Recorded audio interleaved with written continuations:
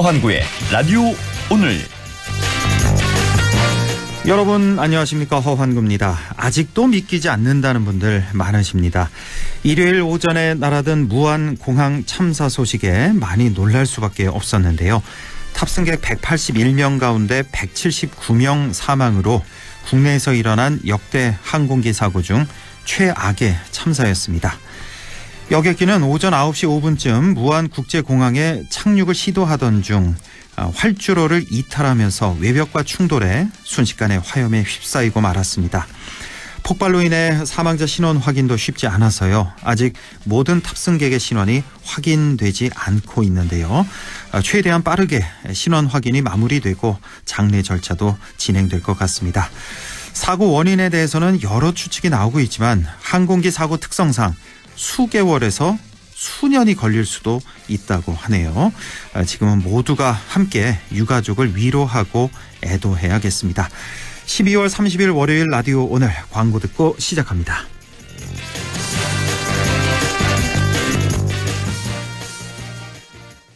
독일도 돌았다. 스위스도 돌았다. 대성 보일러도 유럽처럼 빙 돌았다. 원통형 콘덴싱으로 대성 보일러가 만드는 유럽형 콘덴싱의 시대. 당신의 콘덴싱은 유럽형입니까? 대성이 내일을 위합니다. 대성 보일러. 팀장님, 연금도 투자하세요? 알아서 크는 연금은 없으니까 투자해야죠. 아, 투자의 차이가 연금의 차이? 이제 연금도 투자다. N2 퇴직연금. 역시 고용노동부가 선정한 2024년 퇴직연금 우수사업자. NH투자증권. 원금 손실 유의, 가입 전 상품 설명서 및 약관 필독. 마음에 폭풍이 몰아치는 하루였다면 잠시 귀 기울여 보세요.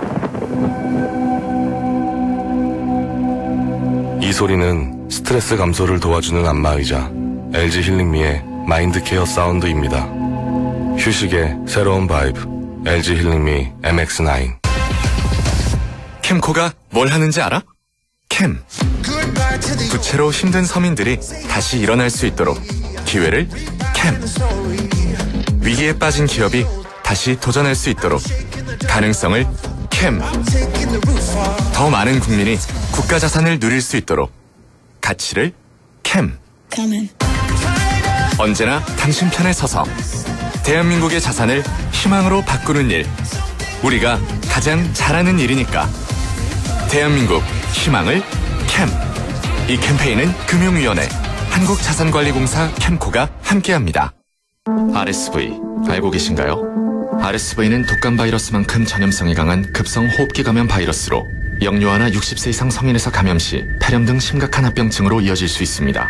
주로 독감 바이러스와 비슷한 시기에 발생하는 RSV. 자세한 내용은 의사와 상담하세요. 이 광고는 RSV 질환인식 캠페인입니다. 2024년 연말 꼭 챙길 건 연금 절세 혜택. 연 900만 원까지 연말정산 최대 148만 원 절세. 미래에셋증권 연금 투자한 나 자신 만세. 절세도 투자다. 개인연금도 IRP도 역시 미래에셋증권. 원금 손실 유의 및 투자 전 설명 청취. 네, 라디오 오늘 월요일 순서 시작합니다. 1부 양승진의 슬기로운 뉴스 생활 함께하고요. 2부 이슈 오늘에서는 희망 2025 나눔 캠페인 소식 알아보겠습니다. 이어서 박규환의 세상 읽기 함께하겠습니다. 라디오 오늘 많은 애청 바랍니다.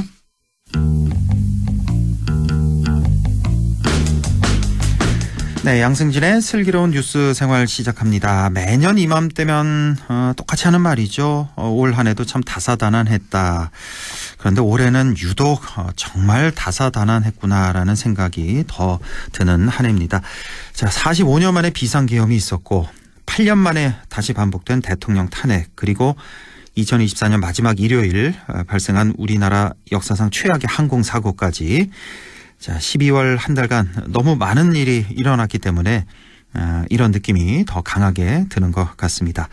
다가오는 새해에는 좋은 소식만 전할 수 있기를 바라면서 오늘은 올 한 해 우리 지역에서 있었던 주요 이슈들 한번 정리해보는 시간 갖겠습니다.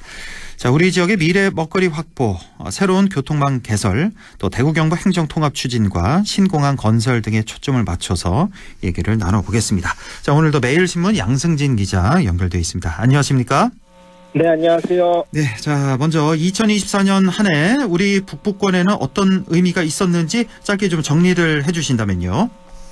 정말 다사다난했던 한 해였던 것 같습니다. 그래도 경북 북부권에는 긍정적인 일이 많이 있었던 한 해였다. 저는 이렇게 이야기를 하고 싶은데요. 예. 사실 지난해에는 예천을 중심으로 영주와 문경 등에서 발생한 여름철 집중호우로 인해서 북부권 시군들이 큰 어려움을 겪었습니다. 그리고 지난해 7월 발생한 해병대 고 최상병 순직 사건은 발생 1년 6개월이 넘도록 정확한 원인이나 또 책임자 규명도 이뤄지지 못하고 있는 상태이기도 하고요. 예. 올해도 여름철에 적지 않은 집중호우나 자연재해는 발생했지만 큰 인명피해는 일어나지 않았다는 점이 상당히 고무적인 것 같습니다. 예. 또 저는 원래 이제 북부권에는 미래 먹거리 확보와 함께 새로운 간접 자본 확충을 통해서 새로운 보약의 기회를 얻을 수 있는 계기가 된 시간이었다. 이렇게 평가를 하고 싶은데요. 예. 먼저 의성이 세포배양 규제 자유특구로 지정이 됐고 안동은 포항시와 함께 국가첨단 전략산업인 바이오산업특화단지로 지정이 됐습니다. 그리고 국공립대 간 최초의 통합 모델인 국립안동대와 경북도립대 간의 통합 추진을 통해 새해부터는 이제 경북대학의 출범도 이뤄지게 됩니다. 예. 하반기에는 문경에서 경기 성남까지 있는 중부 내륙철도의 개통, 중앙선 복선 전철화 사업 완료 등을 통해서 지역의 철도 교통망이 완전히 달라지게 됐고요. 예. 물론 아직 지역의 발전의 백년대계라고 할 수 있는 대구 경북 신공항 사업은 화물터미널 위치 문제로 표류하고 있고 또 대구 경북 행정통합 추진에 대해서는 북부권 시군의 반발도 거센 상태이기는 합니다. 네, 이렇게 우리 지역의 주요 이슈들 쭉 짚어주셨는데 이제 하나하나 좀 알아보죠. 먼저 미래 먹거리 확보 이 부분 얘기를 좀 해보겠습니다. 의성의 세포배양 규제 자유 특구 이게 어떤 곳이고 앞으로는 어떤 기능을 하게 되나요? 세포배양식품 규제 자유특구는 전국 최초로 군 단위인 의성의 특구가 지정됐다. 이 점이 가장 큰 의미가 있을 것 같습니다. 예. 경상북도는 지난 5월 1일 관련 보고회를 열고 규제 자유특구로 지정된 의성군 의성읍 철파리 원당리 일원의 바이오밸리 산업단지와 안동의 동물바이오 실증센터 그리고 영주에 위치한 기업인 라트바이오 등 각 기관의 전문성을 활용을 해서 세포배양 산업 거점을 구축하겠다 이렇게 밝혔는데요. 예. 이는 소멸 위기를 겪고 있는 북부권 시군 간의 연계 효과를 통해서 소멸 위기 극복과 함께 미래 단백질 확보의 길이 열렸다. 이런 의미를 가집니다. 2028년 연말까지 총 사업비 199억 원이 투입되는 세포배양식품 특구는 그간 각종 규제로 불가능했던 살아있는 동물의 세포 채취와 당일 도축 소고기에서 고순도 세포 추출을 통해서 미래 단백질원을 확보하는 사업입니다. 오는 2028년이면 글로벌 시장 규모가 28조 원에 달할 것으로 전망되는 블루오션인 만큼 앞으로 지역의 새로운 도약을 이끌 수 있을 것으로 기대가 큽니다. 네, 그렇군요. 안동이 포항과 함께 국가 첨단 전략 산업단지로 지정된 것 이것도 큰 의미가 있겠습니다.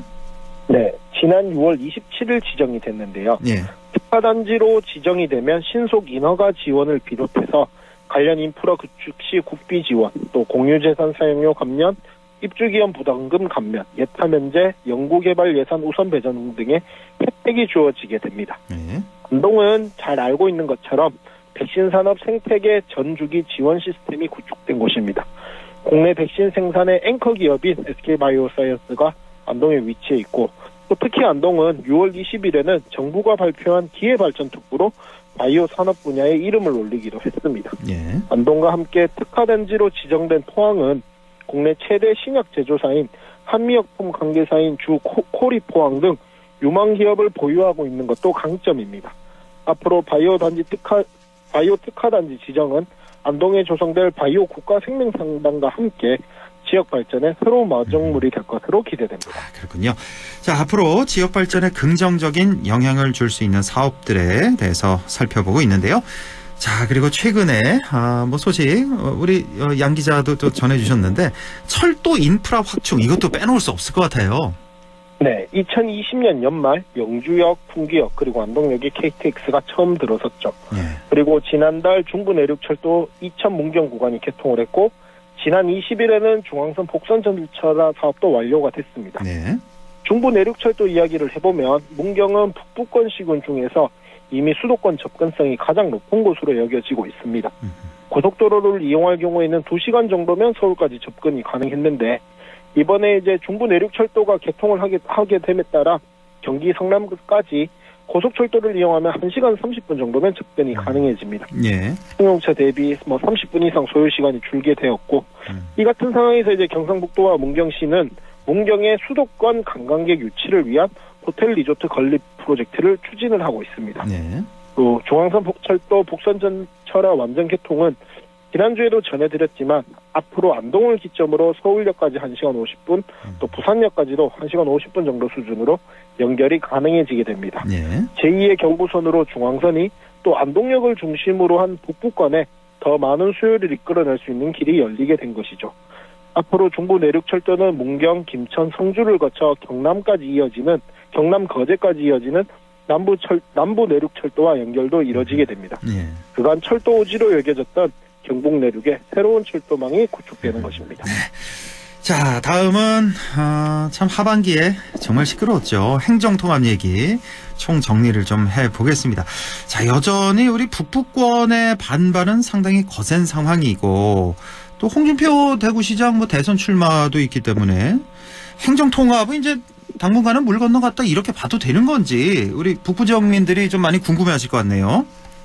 일단은 대구시의회에서는 대구 경북 행정통합안이 지난달 통과가 됐습니다. 네. 그리고 경상북도는 다음 달에 도의회 본회의에 통합안을 상정할 계획이기는 하지만 북부권 시군의 거센 반발과는 별개로 말씀하셨던 정치적인 상황이라든가 이런 것들을 고려하면 전망이 어두운 게 사실이거든요. 네. 그런데 이제 지난 26일 이철우 경북도지사가 송영 기자 간담회를 통해서 권한 이양에 대해 협상을 해야 할 파트너가 없다. 이런 아쉬움을 토로하기도 했습니다. 네. 이 말은 계엄 이후 이제 윤석열 대통령 탄핵소추안이 국회에서 결의가 됐고 또 이상민 행정안전부 장관의 사퇴 등 현재 상황에 대한 아쉬움을 이제 밝힌 것 같은데요. 네. 일단 경상북도는 중앙정부의 권한을 이양받지 못하는 통합은 절대 추진하지 않겠다. 이런 입장을 분명히 하고 있습니다. 네.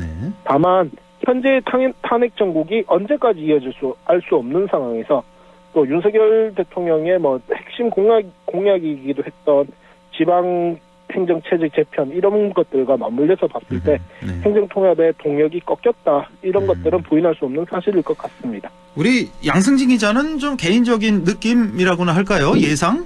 어떻게 보십니까? 이 행정통합은 글쎄 완전히 이제 물 건너간 것 같습니까? 어떻게 보세요? 개인적으로?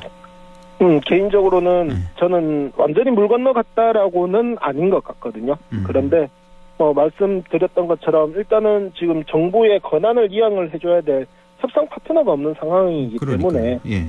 당분간 쉽지는 않을 것 같다. 그런데 이제 지난 26일날 송영 기자간담회에서 이철우 지사가 했던 말 중에 하나는 내년 연말까지 국회에 이제 행정통합 법안이 통과가 될 경우에는 지방선거까지는 내년 연말을 기준으로 했을 때는 6개월 정도 시간이 남아있기 때문에 그렇죠. 좀 더 추진을 할 수 있을 것으로 본다. 이렇게 밝히기도 했기 때문에 여러 가지 가능성을 아직은 열어둬야 되지 않을까 이렇게 생각이 됩니다. 그 행정통합 특별법을 말씀하신 것 같은데 그렇죠. 지금 국회에서 원래 계획은 이제 내년 6월까지 통과가 계획이었잖아요. 목표였는데 일단 그 6개월 더 늘려서 내년 연말까지도 가능은 하다. 왜냐 26년 지방선거 이제 6월에 있기 때문에 6개월 정도 여유가 있기 때문에 그런데 사실 쉽지는 않을 것 같습니다. 지금 대통령 선거가 또 언제 또 열릴지도 불확실한 거고 민주당이 또 그렇게 또 반기는 건 아니죠. 현재 봐서는. 그런데 이제 다른 지역들 그러니까 당장에 이제 대전, 충청 같은 경우에는 사실상 이제 연합 지자체를 출범을 시켰고 또 부산, 경남도 어느 정도 행정 통합에 대한 진척이 있는 상태이기 때문에 상황에 따라서 달라지지 않을까. 그리고 정치적인 변화도 분명히 큰 영향을 미칠 것으로 판단이 됩니다. 알겠습니다. 자, 다음은 마지막이죠. 이제 대구 경부 신공항 얘기를 좀 짚어보겠습니다. 자, 화물터미널 문제 이거는 결국 해를 넘겼다고 봐야 되겠네요. 그렇죠. 해결이 안 되고 화물터미널. 네. 예. 아무런 결론도 내리지 못하고 안타까운 시간만 계속 가고 있는데. 결국 어느 한쪽에서의 전향적 태도가 필요해 보입니다. 그런데 이거는 쉽지 않을 것 같고요. 그런데 이제 대구시와 경상북도가 최근에 신공항 건설 기본 계획안을 열람을 했습니다. 공고를 했는데 내용을 보면 이제 신공항에는 활주로 2본 그리고 민항 활주로는 3.5km 혹은 46m로 명시를 했습니다. 활주로가 두 본이고 네. 활주로 길이는 3.5km군요. 이번에 네, 이제 무안공항이 2.8km였는데 이거보다는 그렇죠. 훨씬 긴 활주로. 인천공항보다는 좀 짧은 그 정도로 보면 되겠군요. 인천공항 활주로가 4번에 가장 긴 게 4.5km. 그러니까요. 예. 그리고 지금의 대구공항이 2.7km거든요. 아, 그래요. 대구공항보다도 훨씬 긴. 훨씬 활주로. 길어지죠. 예. 네. 이렇게 되면은 뭐 A380 같은 기종도 충분히 이착륙이 가능하다. 예. 뭐 이렇게 볼 수도 있고 어쨌든 이제 네. A380을 제외한 나머지 이제 대형 항공기에 이착륙은 충분히 가능하다 보고요. A380이 가장 큰 항공기인가 보네요. 그렇죠. 그것만 네네. 제외하고 나머지는 다 소화할 수 있다. 예. 예. 그리고 이제 그 기본 계획안을 좀 더 보면 신공항 주요 시설로는 이제 활주로 1번 이거는 이제 민항 활주로를 이야기를 하는 거고 예. 평행 유도로, 고속 탈출 유도로, 뭐 계류장, 여객 터미널, 하물 터미널 등으로 이제 돼 있는데 하물 터미널의 입지는 뭐 의성군하고 또 국방부, 대구시, 경상북도 여전히 협의 중인 상태라서 협의 결과에 따라 반영될 예정입니다. 예. 그리고 이제 대구시가 신공항 건설을 위해서 특수 목적 법인 설립을 추진을 하고 있는데 뭐 공적 자금 투입에 대한 어려움이라던가 이런 것들은 이제 결국은 글로벌 경기가 악화되는 상황에서 뭐 특수 목적 법인 설립도 적지 않은 어려움을 겪고 있는 것은 사실입니다. 그런데 이제 뭐 당장 뭐 다음 내년 3월까지 대구시는 SPC 설립을 특수 목적 법인 설립을 목표로 추진을 하고 있는 입장이라서 이 부분들은 앞으로 좀 더 지켜봐야 될 것 같고요. 예. 뭐 이제 모쪼록 새해에는 대구 경북 신공항 사업이 차질 없이 추진되고 있다. 뭐 이런 소식을 더 많이 들을 수 있었으면 좋겠고 그리고 북부권뿐만 아니라 우리나라 전체에 긍정적인 일만 있는 한 해가 되기를 바라봅니다. 꼭 좀 그렇게 됐으면 좋겠습니다. 예, 올 한 해 우리 지역의 주요 이슈 총 정리를 해봤습니다. 지금까지 매일신문 양승진 기자와 함께했습니다. 새해 복 많이 받으시고요. 오늘 고맙습니다. 네, 감사합니다. 네, 라디오 오늘 2부에서 뵙겠습니다.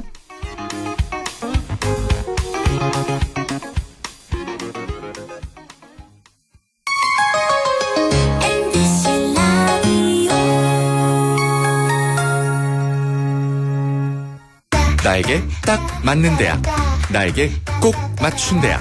나만의 경쟁력을 원한다면 안동과학대학교로 오라. 시대에 딱 취업 중심 실전학과, 학생의 꼭 현장 중심 실무교육, 취업에 맞춤, 내 꿈에 맞춤, 나의 드림핏 안동과학대학교. 오늘도 안전하게 음주운전 예방수칙 알려드립니다. 첫 번째, 술자리가 예정된 경우 미리 귀가 방법을 정하고 차는 가져가지 않는 것이 안전합니다. 두 번째, 음주 후 자전거나 전동 킥보드를 이용하는 것도 음주운전 처벌 대상에 포함됩니다. 세 번째, 과음을 한 다음 날에는 대중교통을 이용해주세요. 숙취 음주운전 역시 처벌 대상입니다. 네 번째, 음주운전을 방조하는 경우에도 3년 이하의 징역형 또는 1,000만 원 이하의 벌금형에 처해질 수 있습니다. 적극적으로 말려주세요. 위험한 음주운전 미리 예방하여 소중한 생명을 지켜주세요.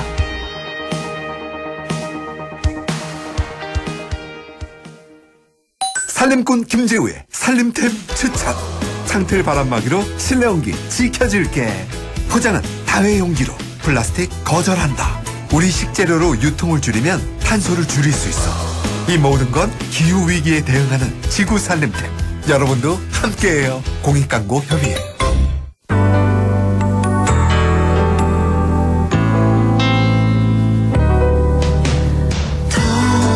어렵던 날도 많았죠. 우리 함께 한다면 따스함을 느껴요. 사랑이 있어요. 소중한 꿈을 이뤄봐요. 우리 함께 여기 있으니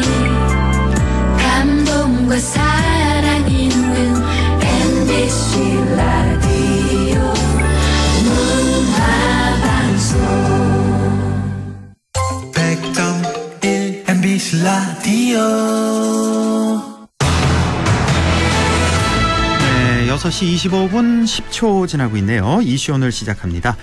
연말연시 따뜻한 나눔의 마음이 어느 때보다 필요한 때인데요. 해마다 이맘때면 모금 활동을 위한 나눔 캠페인이 펼쳐지죠. 희망 2025 나눔 캠페인 소식, 사랑의 열매 경북 사회복지 공동모금회 손병일 사무처장과 함께 얘기 나눠보겠습니다. 손병일 처장님 안녕하십니까? 네, 안녕하세요. 경북 사랑열매 손병일 사무처장입니다. 반갑습니다. 예, 수고 많으십니다. 네, 자, 네. 희망 2025 나눔 캠페인이 지난 12월 2일부터 출범식과 함께 시작이 됐습니다. 사랑의 온도탑 제막식 행사도 함께 열렸는데요. 자, 나눔 캠페인의 의미는 무엇일까요? 예. 희망 2025 나눔 캠페인은 저 대한민국을 대표하는 연말연시 이웃돕기 운동입니다. 네. 겨울이 유난히 매서운 우리나라의 특성상 매년 12월 1일부터 다음해 1월 말까지 저희가 62일간 집중적으로 성금 모금을 진행하고 있습니다. 네. 어려운 이웃을 생각하는 전국의 수많은 기부자분들께서 매년 함께 참여해주고 계시고요. 이렇게 모인 성금은 2025년 한 해 우리 도내의 어려운 이웃들에게 따뜻한 희망이 될 수 있도록 다양한 사업을 진행을 할 예정입니다. 네. 또 잘 알고 계시는 것처럼 사랑의 온도탑도 운영 중인데요. 저희 경북 사랑의 온도탑은 올해 1억 7,670만 원이 모일 때마다 1도씩 온도가 올라가게 되어 있습니다. 예. 모금 목표액을 달성을 하게 되면 나눔 온도가 100도를 가리게 될 예정이고요. 저희 경북계 나눔 온도가 펄펄 끓어서 끓을 수 있도록 도민 여러분의 많은 관심과 참여를 부탁드리겠습니다. 네, 1억 7,670만 원이 모일 예. 때마다 1도씩 올라간다. 예. 그럼 자연스럽게 올해 모금 목표가 나오겠네요. 그럼 100도가 목표니까? 말씀해 주신 것처럼 올해 저희 상금 모금 목표는 176억 7천만 원입니다. 예. 지난해에는 저희가 164억 6천만 원을 목표로 했었는데 올해는 12억가량 좀 진행이 됐고요. 예. 모금 목표액은 저희 2025년 한 해 저희 경북의 민간복지 지원으로 반드시 필요한 금액입니다. 그래서 이 금액들은 국가나 지자체의 복지 예산과는 별도로 저희 경북 내의 사각지대를 보완하는 역할을 담당하고 있기 때문에 어느 때보다도 목표 달성이 중요하다고 말씀드릴 수 있겠습니다. 대략 저희 경북 도민분들이 1인당 커피 한두 잔 정도 약 한 7,000원 정도를 기부해 주시면 충분히 달성 가능한 금액이 되겠습니다. 아, 그래요? 모든 경북 도민이 1인당 한 7,000원 정도? 예, 그렇습니다. 그 정도만 기부해 주신다면 가능한 목표다. 그렇군요. 자, 이제 뭐 한 달이 지금 다 돼가는데 벌써 오늘 30일이니까. 그나저나 올해 사회가 상당히 어수선하기도 하고 기업들도 뭐 대부분 힘들다고 하고 개인도 마찬가지고. 그래서 올해 현재까지 좀 모금 성과가 어떨까 좀 저조한 거 아닌가 걱정이 좀 되는데 어떻습니까? 아이고, 걱정 감사합니다. 저희 12월 막바지 30일인데요. 현재 성금 모금은 저희가 123억 6,900만 원으로 사랑의 온도는 70도를 나타내고 있습니다. 123억? 3억 6,900만 원. 그러면은 목표가 176억이라고 했으니까 그래도 다행인 것 같은데요? 한 70% 정도는 찼고요. 수치적으로는 다행히 예년과 좀 비슷한 수준입니다. 단지 이제 아까 말씀드린 것처럼 모금 목표가 좀 증액된 부분이 있기 때문에 전체적으로는 아직까지 안심할 수 있는 상황은 아니고. 보통 매년 보면 12월이 1월보다는 더 많이 모금이 되나요? 맞습니다. 보통? 네, 항상 70에서 한 80%까지 많이 올라가면 올라가는데요. 올해도 작년 정도 수준은 됐다고 보시면 될 것 같습니다. 예, 그렇군요. 예. 그리고 저희가 요즘 좀 경제 상황이 좀 많이 좋지 않고 분위기가 좀 어수선하잖아요. 그러다 보니까 실제 작년보다는 이웃돕기 상금 전달을 위한 그런 전달 문의나 행사가 조금은 저조한 것도 사실이고요. 그렇지만 또 남은 기간 동안에 열심히 하다 보면 잘 되지 않을까 생각하고 있습니다. 그렇군요.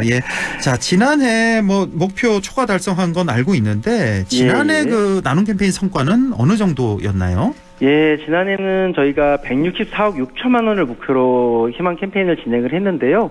총 195억 원을 달성해서 사랑의 온도가 118.5도까지 펄펄 끓었습니다. 이게 그렇군요. 저희 경북의 많은 도민들과 기부자님의 어떤 큰 힘이 아닐까 생각을 하고 있습니다. 그럼요.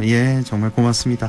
자, 이렇게 모아진 성금, 아마 이런 질문 제일 많이 받으실 것 같은데 이게 어떻게 쓰이냐? 그러니까 정말 뭐 투명하게 꼭 필요한 것에 잘 쓰여지고 있느냐 이런 질문 아마 많이들 하실 것 같은데요.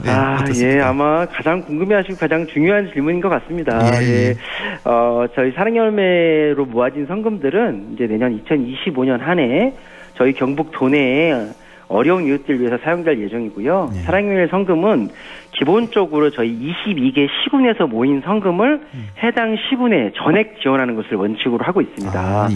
예, 또한 저희 사랑열매 중앙회가 서울에 있는데요. 저희 중앙회에서 또 사업비를 지원을 받아서 오히려 저희 경북에서 모아진 성금보다 더 많은 금액을 매년 지원을 하고 있습니다. 예. 그러니까 많이 기부해 주시면 주실수록 저희 그 경북 시군에 더 많은 기부금이 절단되는 구조가 되겠습니다. 이게 그러니까 경북의 각 시군별로 예를 들어 안동시에서 모인 거는 안동시에서만 쓰고 그렇게 되는 거군요. 예, 그리고 거기다 저희가 더 그 금액을 해서 120%, 130%를 지원을 하고 있습니다. 아, 그리고 저는 총 합계를 내서 이렇게 균등하게 배분하는 줄 알았더니 그게 아니었군요. 네. 오히려 이제 더 그렇기 때문에 많이 모아지면 모아질수록 더 많은 지원이 되고요.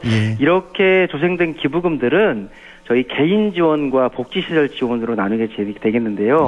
우리 개인을 대상으로는 긴급한 생계비, 그리고 의료비, 그리고 재복급비 등으로 복지 사각지대에서의 사용될 예정이고요. 또 복지시설 대상으로는 지역에서 필요한 각종 지원을 통해서 지역 주민들에게 양질의 복지 서비스를 받을 수 있도록 사용하고 있습니다. 이렇게 사용된 기부금들은 아주 투명하게 저희 사랑열매 홈페이지를 통해 내역이 모두 공개되어 있고요. 사업 지원이 끝나고 나면 공인회계사 및 외부 전문가를 통해서 사전 검증 사업 평가를 통해서 투명하게 관리되고 있습니다. 그렇군요. 예. 네네. 믿고 기부하셔도 되겠습니다. 네, 믿으셔도 됩니다. 우리 손병일 사무처장님이 보증합니다.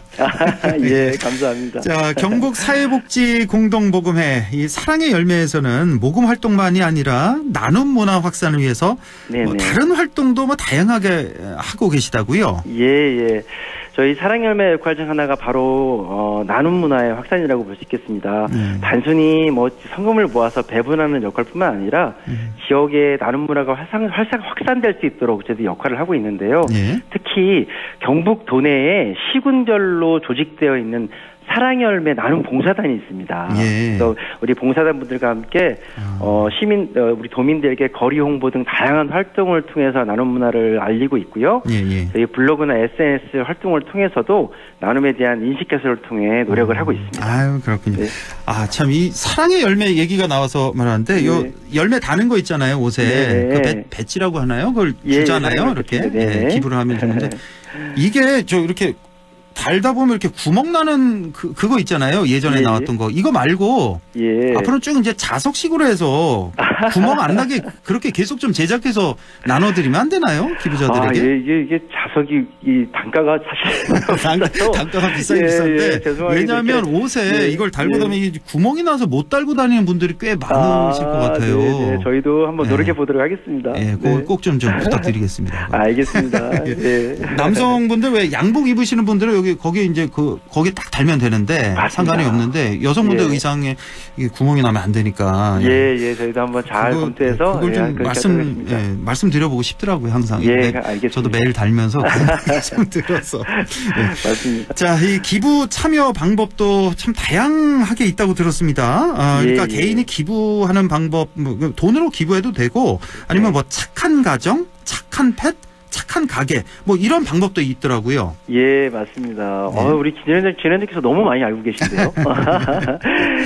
사실 기부라는 것이 대가 없이 내가 가진 것을 나누는 것이잖아요. 이런 기부자들에게 보다 좀 즐겁고 의미 있게 기부할 수 있는 저희가 각종 프로그램들을 운영을 하고 있습니다. 먼저 대표적으로 고액 프로그램으로서는 저희 대한민국 최초로 모금회에서 만든 아너 소사이어티라는 개인 고액 프로그램이 있고요. 또 법인들이 기부하는 나눔 명문기업 또한 운영을 하고 있습니다. 이런 분들은 1억 원 이상 크게 기부하는 그런 고액 기부자 프로그램이라고 보면 되고요. 그 외에 이제 많은 분들이 좀 참여해주고 계시는 어떤 소액 기부에는 저희 요즘 자영업자분들이 굉장히 어려우시잖아요. 그럼에도 불구하고 이렇게 매달 정기적으로 기부해 주시는 착한 가게라는 프로그램도 있고요. 착한 가게. 그리고 우리 진행자님들도 이제 MBC 직원이시지만 우리 근로자분들이 십시일반 또 그 급여의 일부분을 기부해 주시는 착한 일터라는 프로그램도 있습니다. 아, 이거 기업별로 해서 회사별로. 개인 MBC 저희도 이렇게 매년 하고 있습니다. 예, 맞습니다. 감사합니다. 또 그리고 온 가족 구성원이 엄마, 아빠, 아이들까지 함께 그 가족의 이름으로 기부하는 착한 가족이라는 그런 프로그램도 있고요. 그리고 또 마지막으로 좀 자랑하고 싶은 건 이 반려동물, 우리 요즘 저희 반려인구가 한 1,500만이 된다고 합니다. 그래서 지금은 반려동물들이 저희 가족과 같이 마찬가지인데요. 이렇게 반려동물 이름으로 기부할 수 있는 착한 펫이라는 것들을 프로그램을 저희가 작년에 런칭해서 아주 활발하게 운영을 하고 있습니다. 착한 펫이 그러니까 반려동물 이름으로 이제 기부를 맞습니다. 하는군요. 맞습니다. 이제 저희 반려동물도 우리의 가족이다. 그렇죠. 그런 의미에서 착한 펫을 프로그램을 만들었습니다. 그리고 저희 또 이런 프로그램들은 저희 사랑열매 홈페이지에 다 안내가 되어 있기 때문에 우리 도민분들께서도 많은 참여를 해주시면 감사하겠습니다. 예, 알겠습니다. 뭐 이렇게 큰 돈이 아니더라도요, 그렇죠? 예, 맞습니다. 뭐 몇천 원도 좋고 몇만 원도 좋고 십실반 좀 마음을 표시해 주시면 정말 고맙겠습니다. 자, 희망 2025 나눔 캠페인에 동참하고 싶은 분들 마지막으로 어떻게 하면 될까요? 예, 희망 2025 캠페인가 아직도 한 달이 남았습니다. 그래서 가장 쉬운 방법으로는 저희 경북도 내 22개 시군청과 그 이하에 있는 행정복지센터를 통해서 기부금을 접수하실 수가 있고요. 방문이 힘드시다면 시군청에 안내된 계좌 기부를 하시는 것도 가능합니다. 또한 이렇게 또 연말마다 도와주시는 우리 MBC를 포함한 언론사 성금보금 방송을 통해 안내되는 계좌로 기부하시는 것도 가능하겠습니다. 그리고 저희 홈페이지에 들어오시면 앞서 말씀드린 기부 프로그램을 통해 참여하시는 것도 가능하고 또 ARS 060-700-0600으로 참여하시면 가능하겠습니다. 우리 도민분들의 이 작은 관심이 또 어려운 이웃들에게 따뜻한 정성과 사랑으로 함께 할 수 있는 것들을 좀 알아주시고 많은 참여 부탁드리겠습니다. 네, 각 시군청 가셔도 되고요. 또 각 행정복지센터 가셔도 되고 MBC를 포함한 언론사 그리고 ARS까지 여러 방법들이 있습니다. 예. 아이고, 오늘 말씀 여기까지만 듣겠습니다. 새해 복 많이 받으시고요. 오늘 말씀 고맙습니다. 네, 감사합니다. 네, 지금까지 경북 사랑의 열매 손병일 사무처장과 함께했습니다. 네, 박규환의 세상 읽기 바로 이어가겠습니다. 더불어민주당 영주 영양봉화 지역위원장이죠. 박규환 위원장 연결돼 있습니다. 안녕하십니까? 네, 반갑습니다. 영주 영양봉화 박규환입니다. 예. 아유, 뭐 일주일에 한 번 이렇게 뵙는데 좀 반갑게 인사를 드려야 되는데, 네, 정말 그러게요. 충격적인 참사 일요일 아침에 이렇게 일어났는데, 이건 너무 놀랐고요. 이런 일이 정말 영화에서만 나오는 이런 참사가 일어나는데 정말 너무나 마음이 아픕니다 지금. 네, 사실 2024년 12월이 참 잔인하다는 생각이 들어요. 잔인하다. 뭐 어제 오늘이 진짜 현실이 아니고 그냥 좀 제발 꿈이었으면 좋겠어요. 그렇죠. 진짜 어쩌다 이런 참사가 일어났는지 말로 다 할 수 없이 또 안타깝고 애통합니다. 그렇습니다. 먼저 돌아가신 179분 모두 부디 고통 없는 곳에서 편히 잠드시기를 빌고요. 유족들에게도 위로의 마음을 전합니다. 그렇습니다. 이렇게 정말 그냥 말로밖에 이렇게 애도를 표할 수 없다는 게 많이 죄송스럽습니다. 그렇습니다. 181명 중에 이제 179명이 이제 사망하고 2명이 이제 생존을 했는데 정말 뭐 한마디로 기적이라고 볼 수밖에 없는 그런 상황이었고 우리가 TV 화면에서 계속해서 반복해서 보잖아요. 그 충돌하는 순간 물론 그렇죠. 공중파 방송에서는 이제 그 순간을 이제 가리고 이렇게 내보냈는데 아마 그 원본을 그대로 보신 분들도 아마 계실 텐데. 솔직히 저도 봤습니다. 좀 차라리 안 보시는 게 나을 것 같고 정말 영화의 장면 뭐 그대로인 것 같습니다. 정말 그 충격이 정말 어마어마해요. 끔찍했습니다. 그러니까요. 그걸 만약에 유가족 분들이 보셨다면 정말 어떤 마음이었을까. 정말 상상이 안 갈 정도였습니다. 그렇습니다. 지금 뭐 민주당에서도 이재명 대표 또 현장에 바로 또 내려갔었죠. 가고 지금 최상목 권한대행도 사고 수습을 위해서 총력을 기울이고 있는데 어떻습니까? 요거 하나만 좀 여쭤볼게요. 지금 뭐 대행 체제라서 좀 불안하다 뭐 이런 말을 하는 사람들도 있어서요. 어떻게 보십니까? 지금 이 대행 체제. 사실 지금 어제 오늘 이렇게 보면요. 희생자 수습이나 또 신원 파악이 비교적 빠르게 이루어지고 있고요. 뭐 사고 원인 규명, 특히 항공기 사고 같은 경우에 이건 정말 좀 시간이 필요한 작업이고요.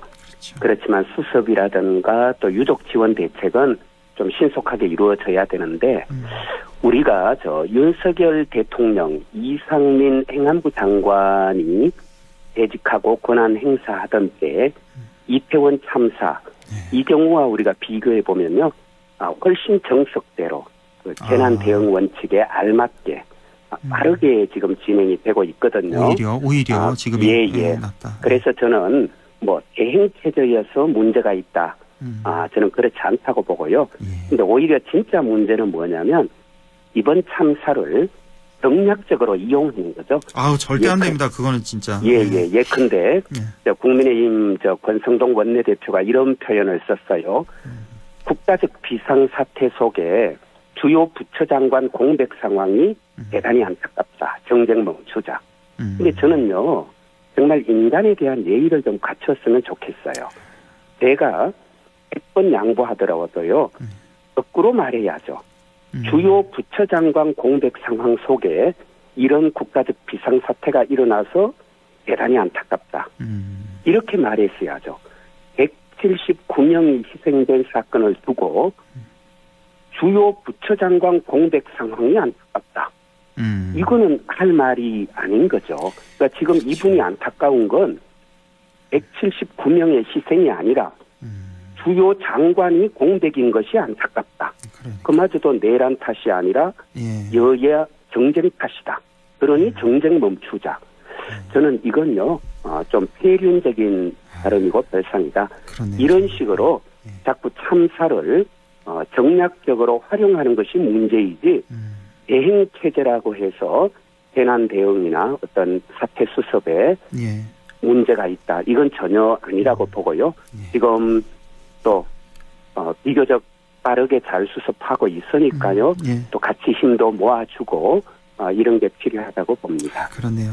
정말 이럴 때일수록 말 한마디 조심해야 되고 특히 정치인들 조심해야 되고 가짜 뉴스 이거 조심해야 되고 특히나 이 뭐 진상 규명, 뭐 또 유가족에 대한 그런 대책 확실히 좀 정부에서 지금 해야 또 하겠습니다. 이상한 댓글들 뭐 특정 지역이라든가 또 사람들에 대해서 안 돼요. 그건 정말 폐륜이죠. 인간으로서 할 짓이 아니고요. 그래서 그런 것에 대해서는 우리들이 좀 시민의식을 가지고 그런 댓글이나 이런 거 보면 엄중히 좀 경고도 하고 신고도 하고 적어도 우리가 공동체 구성원으로서 가져야 할 최소한의 인간의 품격 여기에 대해서 우리가 좀 지적하고 경고하고 이런 자세도 필요할 것 같아요. 그렇습니다. 사실 어제 일요일 오전 같은 경우는 많은 분들 관심이 윤석열 대통령 3차 출석 통보 과연 출석을 할 것인가 여기에 사실은 관심이 많이 간 상태였는데 끝내 나오지 않았고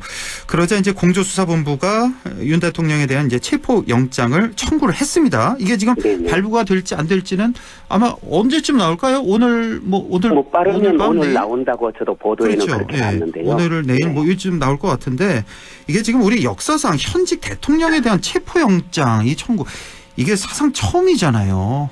그렇죠. 왜냐하면 역대 우리 헌법은 현행헌법까지 대통령에게는 내란 외환의 죄를 범한 경우를 제외하고는 형사소추를 받지 않을 특권 이른바 불소추 특권을 부여했으니까 대통령이 현직 대통령이 형사체포당할 이유가 없었던 것이고요. 그 어떤 범죄를 저질러도 형사소추를 안 받잖아요. 그렇죠. 살인죄를 저질러도요. 재직 중에는 소추되지 않아요. 이제 퇴임하고 난 다음에는 소추를 받지만 재직 중에는 소추 받지 않는데 거기에 예외가 내란 외환인데요. 근데 그 두 현직 대통령이 그러니까 권력을 찬탈하기 위해서는 통상 내란이나 반란을 일으키죠. 그렇지만 권력 갖고 있는 대통령이 권력을 더 공고히 하기 위해서 헌법이나 법률을 무시한 채 군대를 동원해서 더구나 국회를 침탈하는 이런 내란을 일으킨 경우 자체가 처음이다 보니까요. 이른바 친위 쿠데타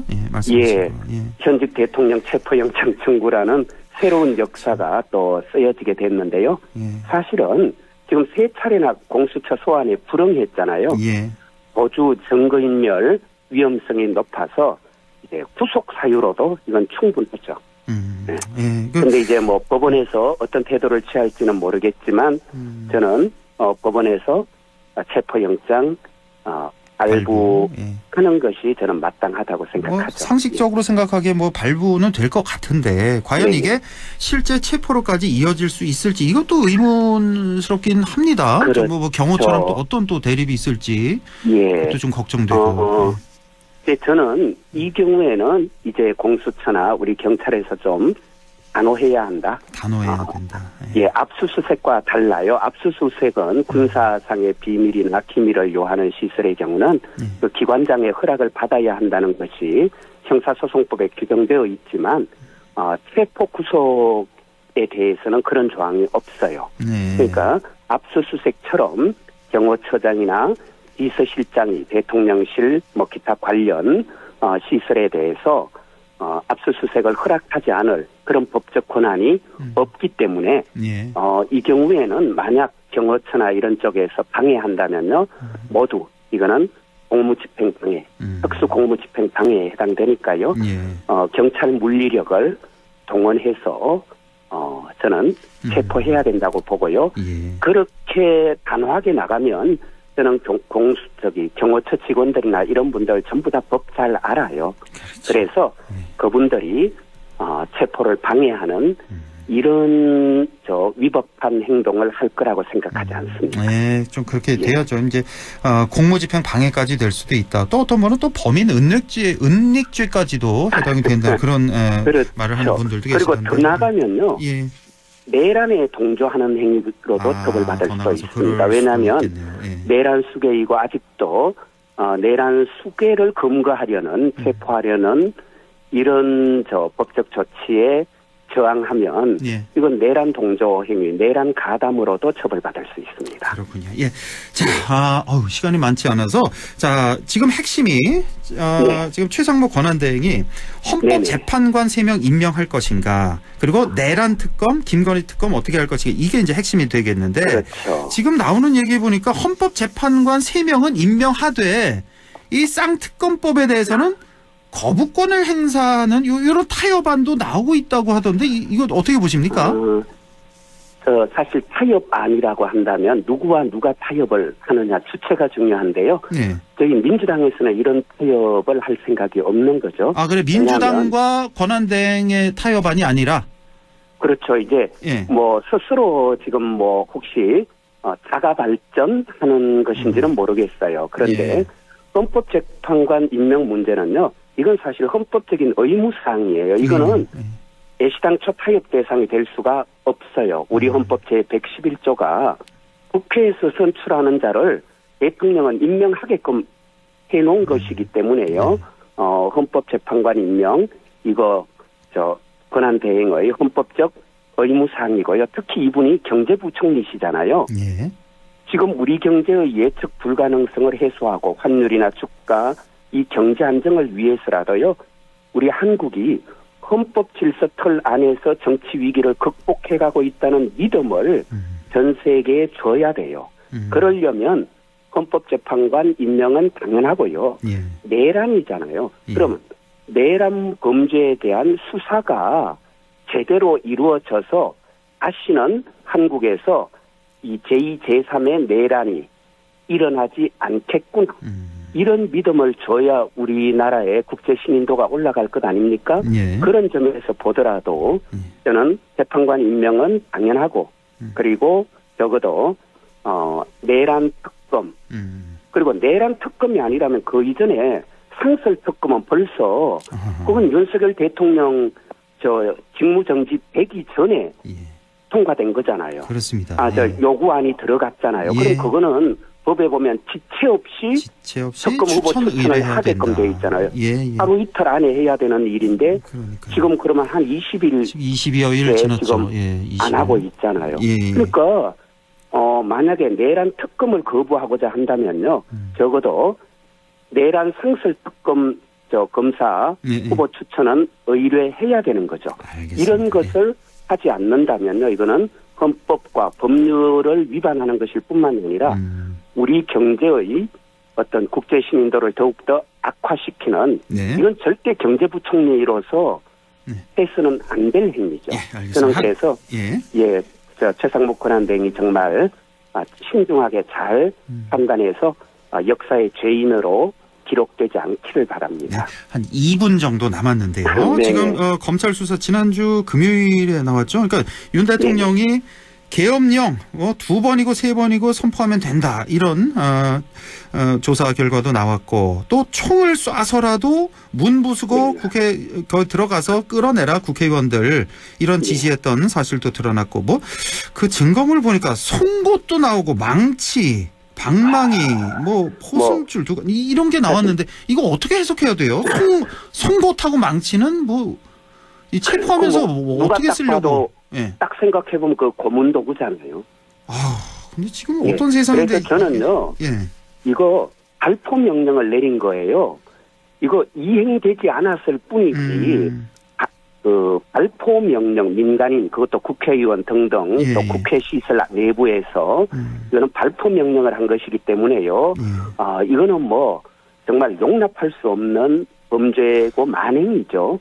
그리고 이제 내란 수괴였다.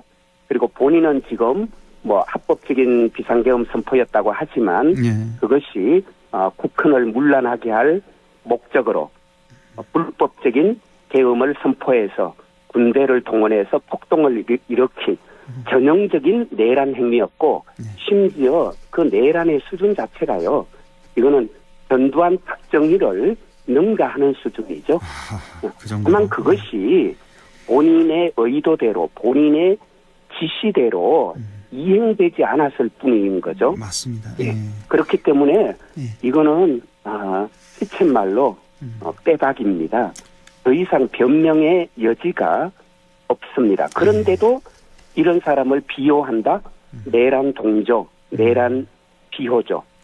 그런 점에서 저는 대통령과 함께 그 국정을 책임졌고 그리고 또 대통령에 대하여 그리고 또 국민에 대하여 책임져야 할 그런 어떤 이유가 있는 국민의힘 정말 신중하게 잘 판단해야 됩니다. 더 이상 대통령을 감싸고 돌 일이 아닌 거죠. 내란 수사에 협조하지 않는다면요. 역사의 죄인은 말할 것도 없고요. 저는 국민들로부터 우리 경북 주민들로부터도 심판받을 것이다. 이런 생각이 드네요. 경고하고 싶습니다. 듣겠습니다. 더불어민주당 영주 영양봉화 박규환 지역위원장과 함께했습니다. 새해 복 많이 받으시고요. 고맙습니다. 고맙습니다. 내년에 뵙겠습니다.